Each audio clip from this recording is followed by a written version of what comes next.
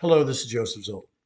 There is a question floating around about, are we a nation that has a covenant with God as agreed to by our founders? Now, in the Bible, there are two covenants with God mentioned. In the Old Testament, the Jewish Bible, but the first part of the Christian Bible, there is a Mosaic covenant where Moses makes a covenant with God on behalf of the Jewish people. There are many other commands given in the Old Testament, but that's what's usually referred to as the Mosaic covenant. In the New Testament, Jesus says, I have come not to destroy, but to fulfill the covenant, the law, referred to as a new covenant.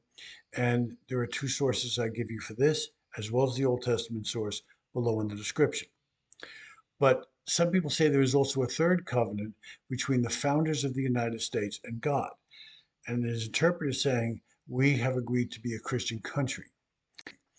But the question is, what do you mean by that? Should we have a country where only Christians can hold office? Therefore, should only Christians be allowed to run for office? Therefore, should only Christians be allowed to vote? There's a certain slippery slope if you accept the premise that this covenant exists. Here is my argument against it. In the Old Testament and the New Testament, we saw two covenants, and they were important enough that they were written down in the Bible. None of our founders ever wrote anything about a covenant with God in any of our founding documents, the Declaration of Independence or the Constitution. The Constitution, in fact, doesn't even mention God.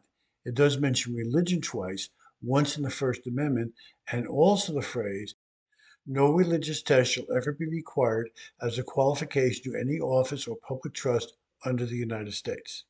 But the point is, if our founders formed a covenant with God, they probably would have thought it important enough to write down someplace, and none of them ever did that I have ever seen. And the Constitution would not have that phrase in it. It would have some sort of a phrase that would say something like, only Christians can hold public office, and a test will be established to ensure that public office holders are Christians. And then you might as well give the test to people running for office.